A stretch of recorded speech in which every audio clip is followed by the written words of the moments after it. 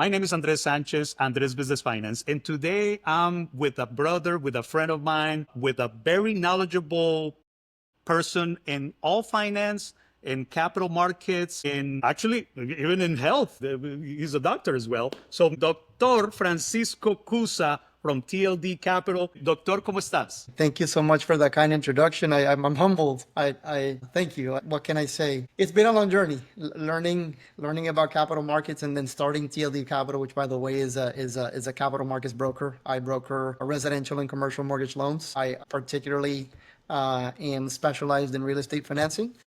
Um, and it's been quite a journey. It's interesting learning about capital markets and taking this next career, if you will, to the next level. So it's interesting. Thank you so much for the introduction and for having me on the show. I appreciate it, no, Doctor. So one of the things that I know is that you're a knowledgeable person. You like to study, and you're a student of markets. That's one of the things what I love when I'm talking to you, that you understand so much what's going on. Really with the bond market. Think about assets. Think about anything that has value. What is going on? How capital markets flow really the capital necessary to be able to do these things. So today we want to focus really on informing our audience about how to start into a particular asset that is very interesting for a lot of people. That I think that we are in the most interesting time to start into investing in commercial real estate. So today, our conversation with Dr. Francisco Cuza from TLD Capital is about how to invest in commercial real estate.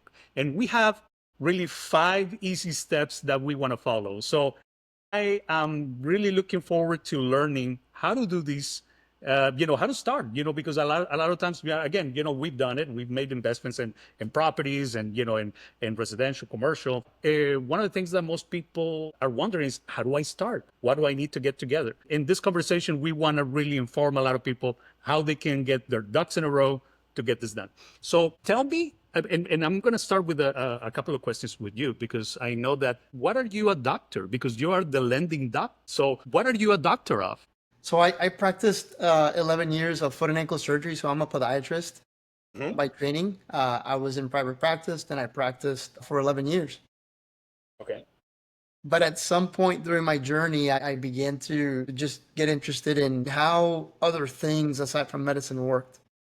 And during that process, I got the opportunity to become a limited partner in multifamily investments as well as a hospital development. And that opened up my eyes to a whole different world and a whole different ballgame. Things that I didn't realize existed at the time.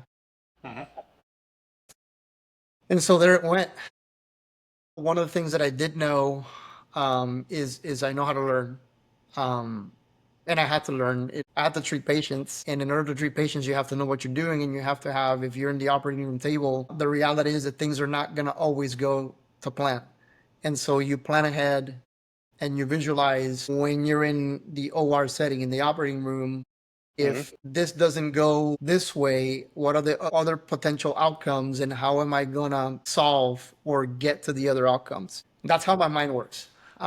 So I use that skill just to kind of piggyback on my history. That's exactly what I do when I study capital markets and when I originate loans, which is essentially what I do as a broker.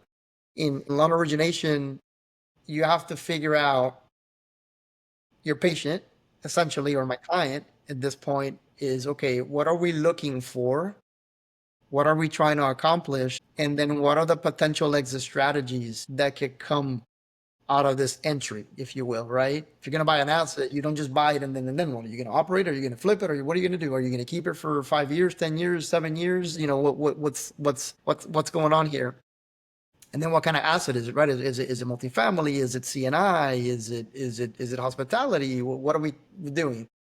So once we have everything together, which is very similar to medicine, I have to examine you. I have to take a history and physical. I have to examine you. I have to figure out in examination, doing a diagnosis, and then ultimately come up with a treatment plan. This is no different. It's the same thing. So I had to learn capital markets. I had to learn accounting. I had to learn all these different things that are tools. And by the way, I'm not an accountant. I can talk about accounting, but I don't give accounting advice. I can say, hey, these are the potential strategies, but let's actually talk to your accountant. Similarly, I'm not an attorney, but hey, these are the potential legal ramifications of this particular business entity structure, or, if there's title problems on a property or heirs or what have you. And then, obviously capital, right? Capital markets is what source of money are we going to use? And it gets very interesting because you can use debt financing, or you can use equity financing, or you can use a combination thereof. So it's the world is your oyster, as you call it. You just well mentioned a couple of things that actually are very common in a lot of successful business owners and a lot of successful people. Processes and procedures. Now you are well, as a doctor, you're in an industry that the room for error is very small. So you really have to base yourself on a lot of the processes, the examination. You talk about an examination.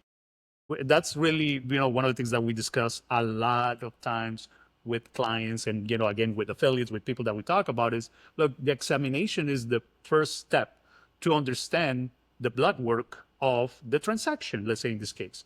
And today, because we are discussing CRE, and you mentioned a couple of acronyms with CNI, CRE. We're going to talk about what that is because sometimes people are starting into this journey of business acquisitions or asset acquisitions, and they don't know.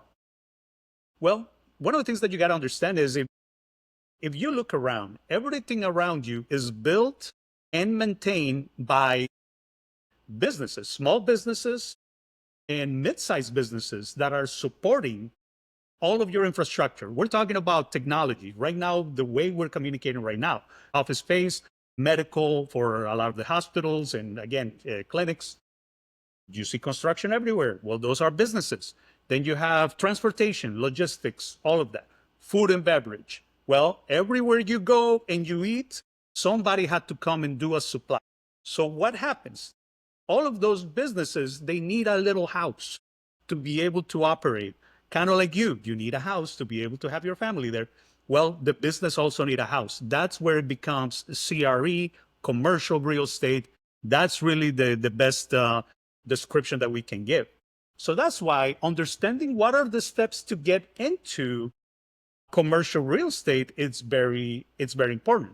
So going through this list, and I think, this is probably the first steps that you do, Dr. Cuza, when you are looking into, okay, I need to make an analysis, I need to make an examination of the deal, which is the number one step, the pre-qualification and initial inquiry. And what are you asking people when they're coming to you and telling you, hey, I need a building, I need a warehouse, I need to buy a hospital, I need to buy a multifamily? What are the first things that you will ask individuals that are trying to get into this space? Great question. I think the first thing I want to get is why. Why are we trying to do what we're trying to do? I love that. I love that. Why is I think is the most important question. Please continue. I'm sorry. I just wanted to. No, that's great. So why, right? Because now you begin to get into a mindset, okay, or because that why is gonna let me know right off the bat, do we know or do we not know? And it's okay not knowing because we can take somebody on the journey and maybe it's a good idea, but what if we can make a good idea a great idea, and what the strategy is, right? But essentially, if we're just talking shop, right, and we're not talking about the psychology of all this, because there's a lot of psychology involved in this, but if we're talking about a process, is okay, the why, and then actually you have to come with the how.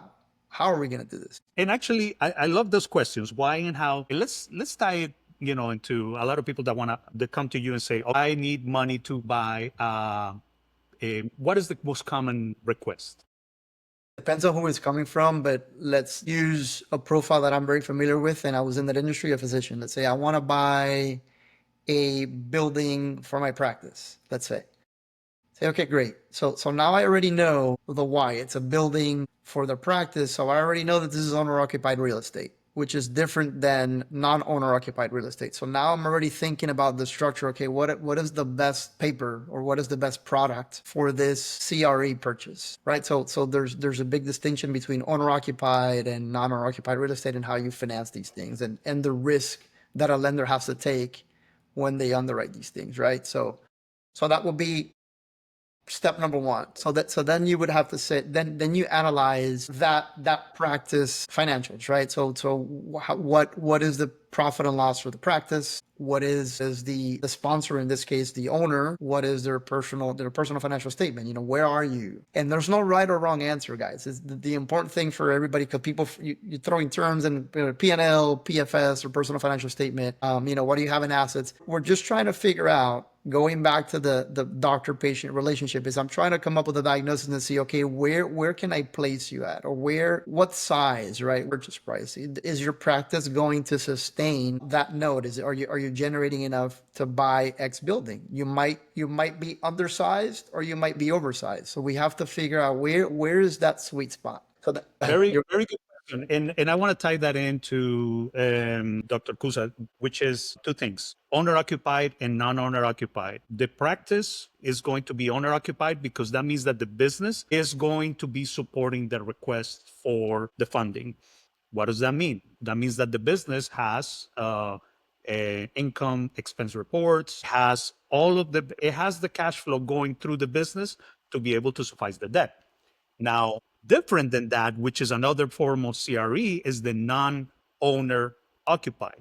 Non-owner occupied is you are not paying from your business this note. Other people are renting your building and they're going to pay your rent, and that has an income. And then it has some expenses, taxes, it has repairs, it has again, whatever HOAs, whatever it is that it has basically built into all of the expenses. So two different tools determine two different calculations. Now it determines a couple of transactions that can be more beneficial for the business or as an investment tool, which is very attractive here. And we're going to talk, I don't want to fail to mention that that's why we need to have weekly updates about what's going on with this, because most people, they don't know how to start. So they need to be exposed to all of the different tools that there are available in capital that you manage, Dr. Cusa, as well, to be able to give them the better terms, basically, to give them the better tools. So I just wanted to make that quotation there. So that means that your practice is going to occupy it. Perfect.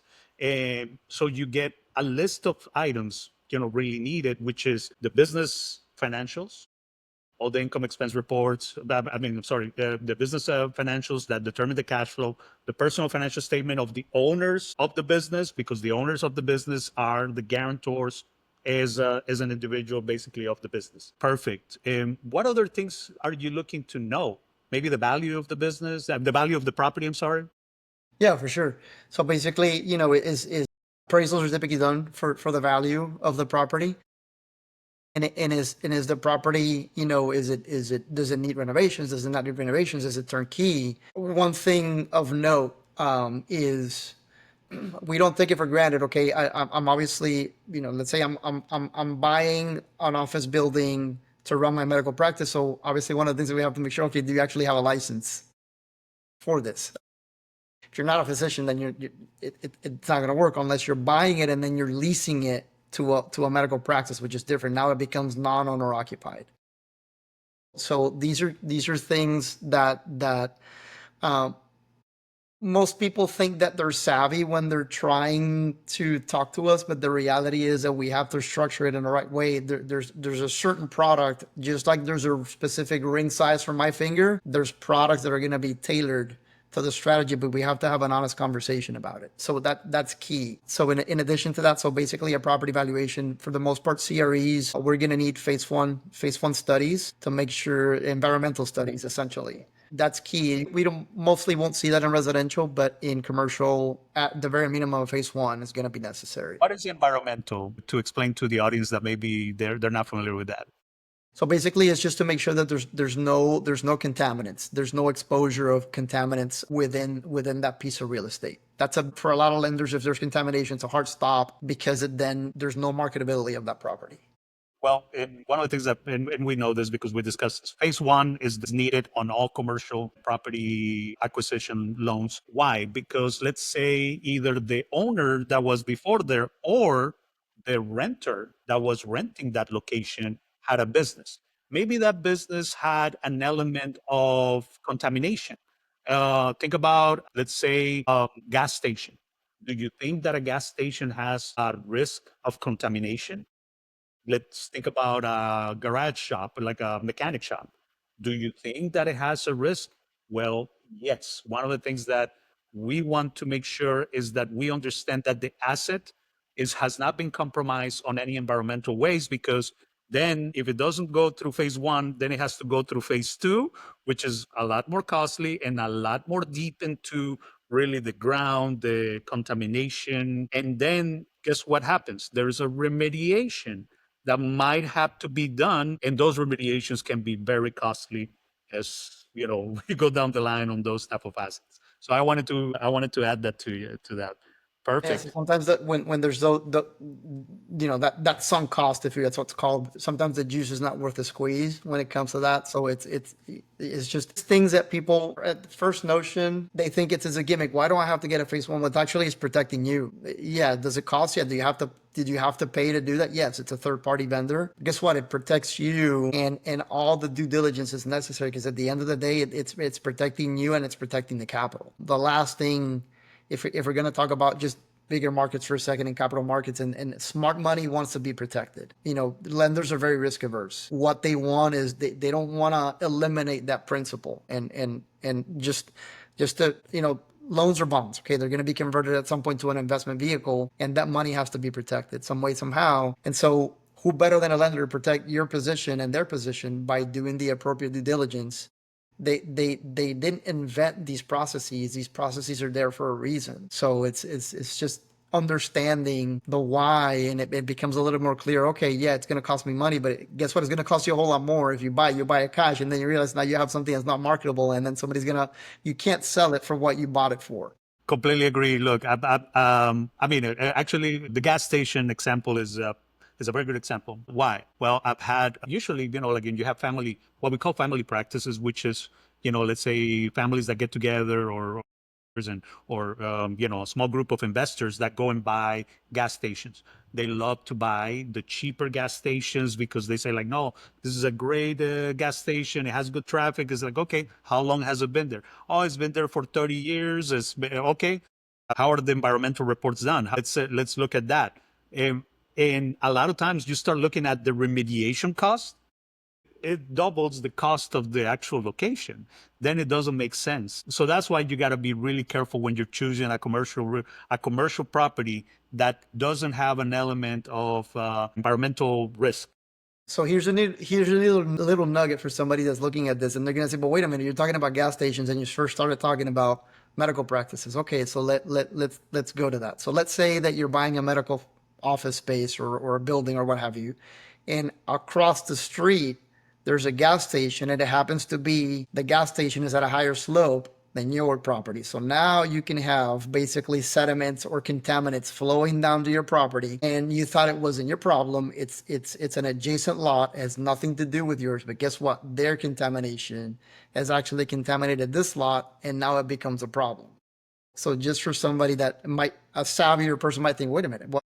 So that's the reason why. So at phase one, we obviously take into account what's around the subject property, not just the subject property. Very good point about the what's around. I mean, I will tell you because this happens actually with several projects. I mean, we're talking about, let's say, developments of flex spaces, multi-family developments. Well, you think, oh, I just want to put, okay, there's a big piece of land to do this. Okay, great. Does it have the actual, let's say, water and electricity abundance to be able to suffice that? Because then when you start looking into, oh my god, the grid doesn't support really enough electricity for all of these 100 apartments, then you get into a problem, because then you understand that you have basically, what is it, capabilities basically that the location doesn't have. And again, everything, that's why the analysis, the what you said, the examination is very important. And that's why we ask the whys. Why is this property? Why does this property make sense? Have you done a survey on the property? Have you done, like let's say, have you looked at the comps? Have you looked at what's going on? Who's helping you with the purchase of this location? If it's maybe a broker that is more on the residential side,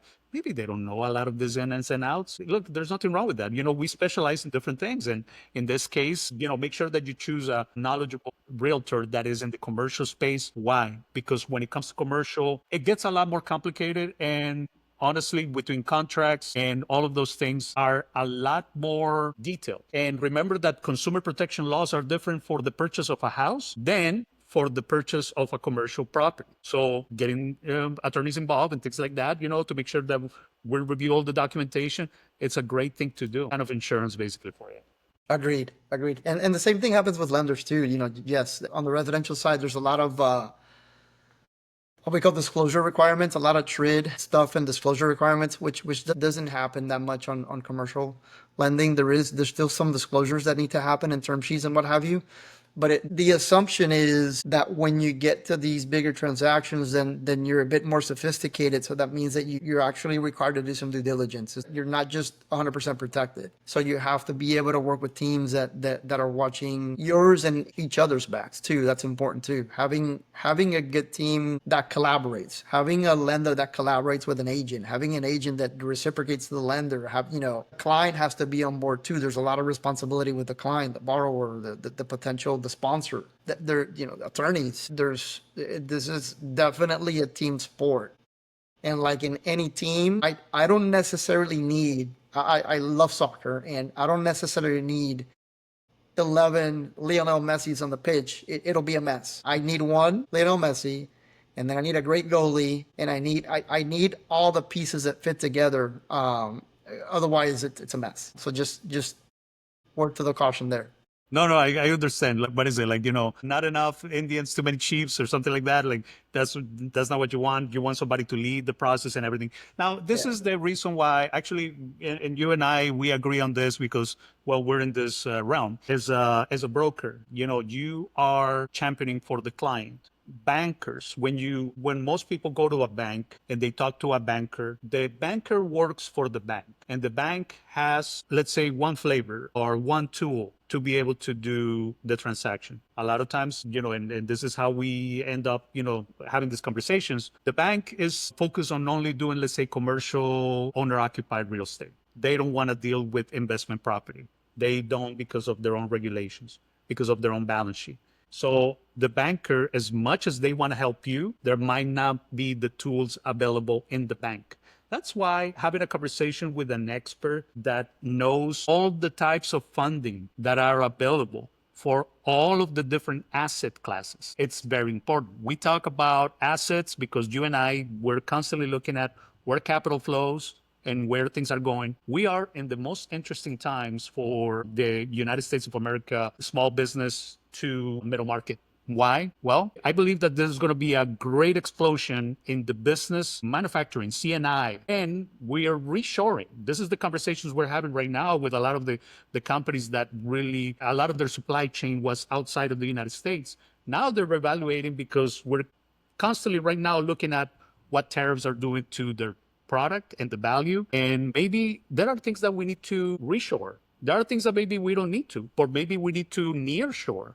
Maybe we're looking at more of Central America to supply different things where we don't have the problems with the GDF Suez Canal and the delays and the pirates that we talk about. People that live in the bubble, they don't understand that outside of the United States, there's a lot of risk involved with a lot of the transports and things like that. I wanted to mention that because right now is the best time to reevaluate all of your operations. When it comes to your business, talk to experts like you. You can guide into, there is an asset class that is really the appetite that this fund has. So let's have the conversation. Let's see if it has the right ingredients for this. I just wanted to point that out because I know that you are in this realm. Yeah, yes, no, thank you. So to piggyback on that, yes. And by the way, I love bankers. They're my best friends. Me too. By the way, I'm an ex-banker. Okay, don't. Yeah, no, no, You no, no, met no. me as a banker, by the way. But I get it. They're great resources, right? And I'll tell you why, because We work together. they live in a box. Bankers live in a box, and they are basically, bankers are basically tied to the products that they have to move for the bank. And that's perfectly okay. So for me as a broker, is basically, if I would equate it to medicine, a banker is basically my specialist that I know who to take the client to when that client fits exactly on that banker's box. So I need to have conversations with bankers ahead of time. I need to understand, hey, Mr. Banker, from whatever, it doesn't matter, small bank, big bank, it doesn't matter, right? They all have their flavors. Hey, we need to have a sit down, and I need to understand what is in your box, because at some point, Joe Smith or Jane Smith or whoever, I'm going to have a conversation, and I might have a client that fits your box. It's as simple as that, right? And some entities are big into relationship banking, which means, okay, in order for us to give you funds, you have to have your capital here. And some entities, they're not relationship banking, which means, hey, we'll fund your deals. I don't care where you have your money.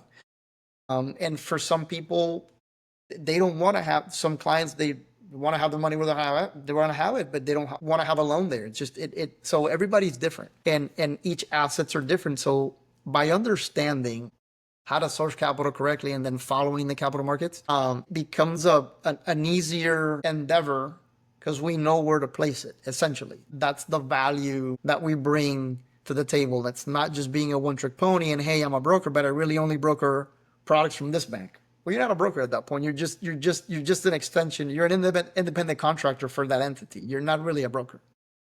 Correct, correct.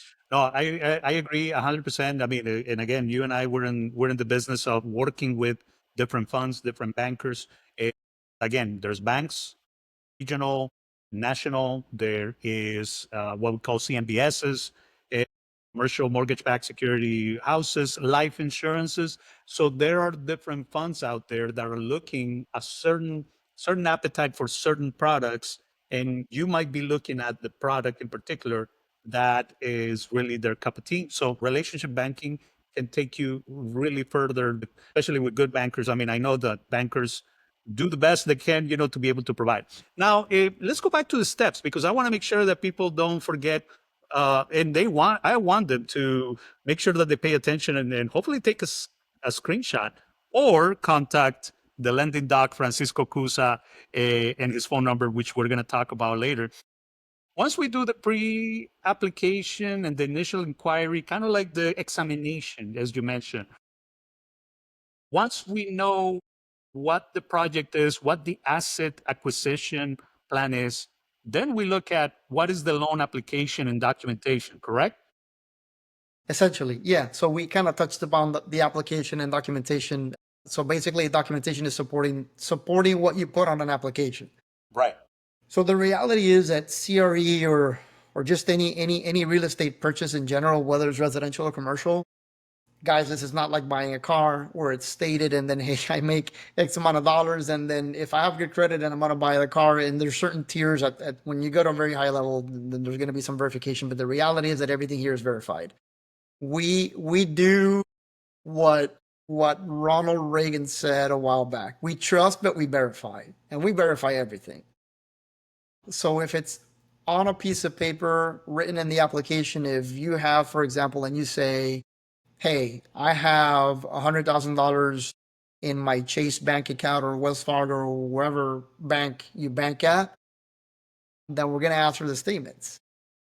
If you have X amount of cash flow in the business, then we have to see tax returns, profit and loss statement, balance sheet. We talked about the personal financial statement too. So basically, what I tell people is that originators, first of all, let me make this very clear. And I'm going to jump to number 3 for a second, which is underwriting. I'm not an underwriter. I can underwrite, but I'm not an underwriter. My job is not to approve or disapprove anybody.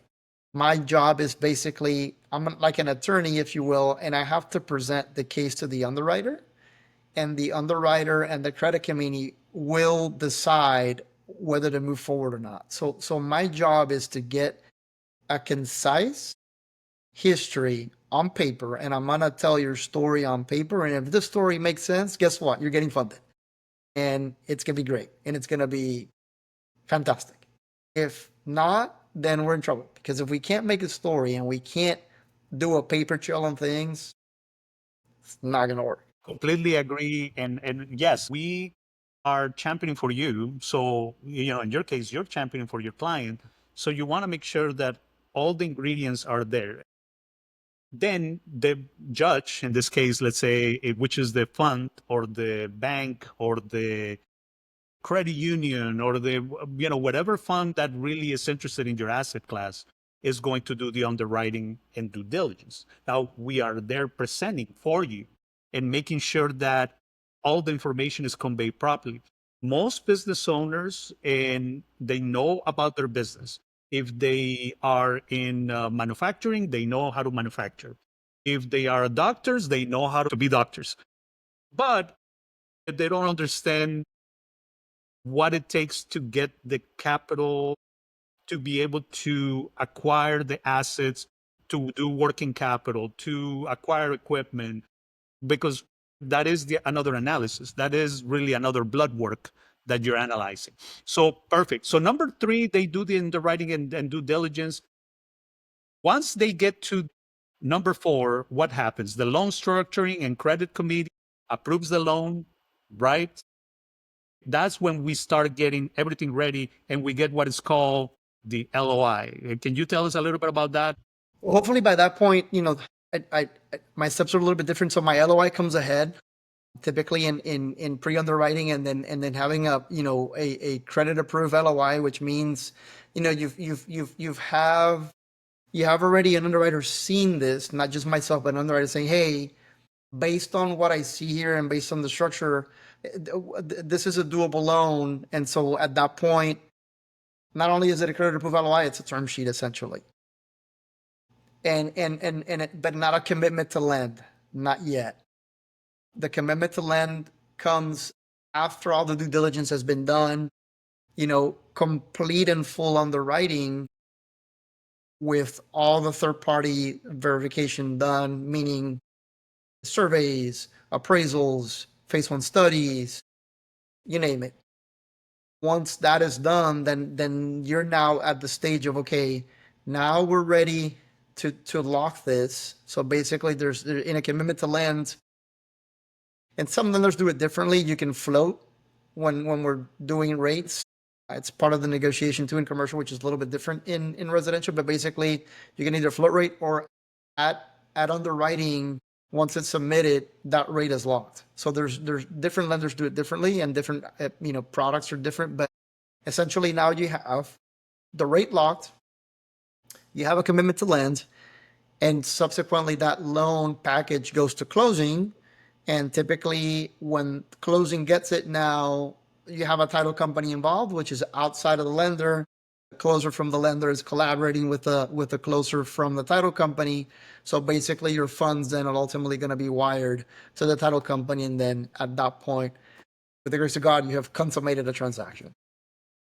And hopefully from then on, it's the first of many transactions that the client is going to do. But yeah, I believe that is at number four. Once we have the credit committee approval, most of the time is when you have a solid LOI. You can have a letter of interest. Sometimes, you can give it as a lender. Sometimes, you do a tabletop, what we call, and say, okay, it has the ingredients. I think we can make a good stew. So let's offer an LOI, with certain terms that again, and this is subject to change, because as the underwriting happens and we collect information, there might be changes into that. So that's what people need to understand. Once you're in the committee approval, that's when you're already there.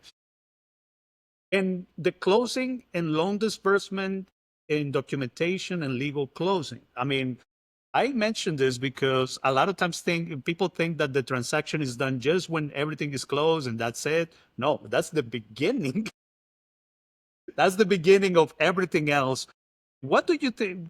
What can you tell us that people need to remember when they're already, okay, they do the 5 steps, they get the property, they get the closing. What do you think what are recommendations do you have, I'm sorry, about what do they need to do next? Well, this is one of the biggest difference between commercial and residential transactions. There is post-closing events. Mm-hmm. that are going to happen in residential. But for the most part, people don't realize it because they don't need to be involved. And there's really no follow up, with the exception of basically if escrow funds or impounds are basically required, then obviously, every month the borrower is getting a letter from the lender, or at this point the servicer, and they're collecting principal interest, but they're also collecting escrow funds. And from those funds, they disperse to pay property taxes and property insurance. But that's it. Basically, the responsibility of the client is, okay, I'm going to make my monthly payment, and that's it.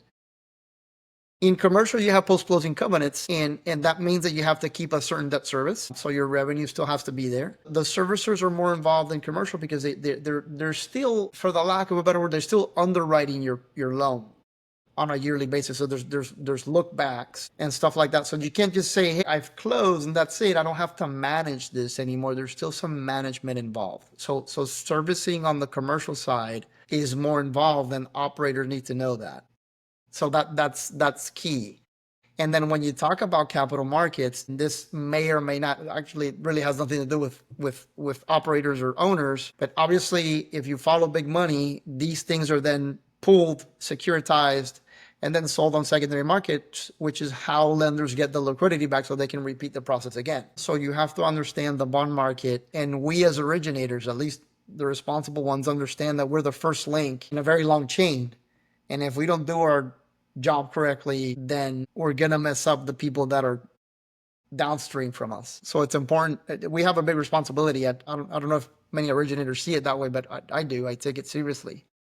No, I take it very seriously. Let me tell you, because one of the things that, as you know, basically from our background, underwriting, making sure that the deal actually is gonna not only is gonna close, but it's gonna sustain, and it's really the right asset. I mean, again, going back to the basic question of why, I've discussed asset acquisitions with clients that needed, let's say, owner occupied, and they came to me with one idea. Then I look at their business and basically what the business really needs for that particular as a location. And then we come to the conclusion that they came with an idea of what they wanted. But then when we started pointing out other asset classes and other, well, basically other buildings or other type of buildings, they realized, you know what, Andres? Yes, that type of building you're mentioning makes sense more than what I'm thinking, because I can grow as this much. It will allow me to expand properly my business. It will allow me to get a lot more of my supply chain, let's say, here, because I will be able to get a lot more inventory, especially looking at the lead times of production according to where you have. That's why talking to you is a very important thing that most business owners need to understand, when they're trying to, acquire an asset, because you might be foreseeing things that they're going to need once they get into that building. Management. Now we talk about, let's say, multifamily, which is our other type of asset. Well, if you've never managed a multifamily asset, what do you think you're going to need? You're going to need to have property management in place, because you might be a wealthy doctor that don't have the time, but you just wanted to invest your property into this. You might be in another type of business, but you need somebody else to do it. Well, you got to calculate that into the actual acquisition. Perfect deal. Well, Dr. Cuza, we've discussed a lot of things that are really involved into how do I get into commercial real estate. But what would be the first recommendation? I think that I have an idea. I think that most people that are considering doing commercial real estate acquisition, they need to do, number one, call you. Where can they call you? Where can they find you? So they can have a consultation about how they can make these goals happen. Of course. So basically, work with somebody you know, like, and trust. Sometimes, and this is not to sound cliche or what have you, but sometimes the best deals that I do are the ones that I don't do. And so it starts with a conversation. Say, okay, what do you want to do? Why do you want to do it? And how do we do it? And developing a game plan. I have no problems in basically pointing somebody in the right direction. It may not be a deal today. It may not be a deal tomorrow. It may be a deal in 5 years from now. It doesn't matter. The reality is that we start with a conversation. Calling the lending docket, 832-501-501-3738. And we start there. It's a very casual thing. No documentation needs to be disclosed initially. Once we know we're serious about something, then we move on to the next stage. Being cognizant of everybody's time, of course, but yes. Absolutely. No, I believe in that. And look, I want to leave our audience with a couple of points. We are in the most interesting and important time in the last couple of decades when it comes to asset acquisitions. The opportunities that are going to come up in the next couple of years are amazing. So you need to prepare yourself for that. You need to already have the conversations. And we're going to get into other reasons why when we talk to Dr. Francisco Cuza about what is going on in the capital markets, what is going on with the bond markets, what is going on with all of the assets and how they affect how capital flows and how small businesses, mid-sized businesses can really take advantage. So I really want to thank you, Dr. Cusa. I want to leave everybody knowing that we want to bring you weekly updates about all of these things. And if you have any questions, of course, you can call Dr. Cusa, at the phone numbers mentioned, and just have a call, have a conversation. This world is really from the people that call, take action, prepare themselves. It's really about that, and especially the information being out there available. I encourage everybody to do so. Absolutely, and post questions. If you guys want to hear about something, a topic, we can expand on things. We don't know it all, and we don't know. We look for it. The great thing about this industry is that it's I'm not going to claim to be. There's no way I'm going to know it all, but I have the resources available and the people to talk to as well to find answers, and that's what it's all about. If somebody tells you that they know it all, make it about face and run, because it's impossible. Nobody knows it all, my friend. Trust me, I learn every day. So no, but it's very interesting. I really appreciate it. Thank you so much, Francisco. I really appreciate our friendship. I really learn a lot when I talk to you, and I hope we can keep doing this weekly so we can bring all of that information to everybody, and they can be guided, and given light into how they can take advantage of this. So thank you so much. Thank you, sir. Thank you so much for having me, and let's do this. Let's work this one. Absolutely perfect. All right, so we'll see you then in the next podcast.